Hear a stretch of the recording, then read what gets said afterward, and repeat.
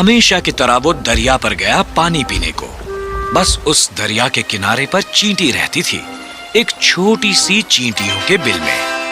हर रोज चींटी अपना खाना इकट्ठा करती और हर रोज हाथी उसे परेशान करता।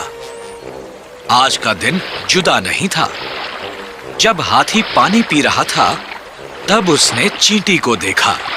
सुनो चींटी, तुम कहाँ ले जा रही हो ये खाना? मुझे ये वापस अपने घर ले जाना है। जल्दी बारिश शुरू हो जाएगी।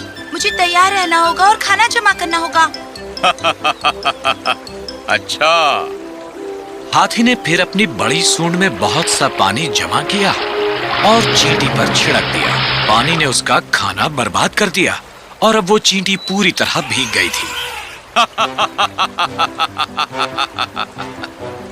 हंस लो, जितना चाहे हंस लो। एक दिन मैं तुम्हें सबक सिखा कर ही रहूंगी।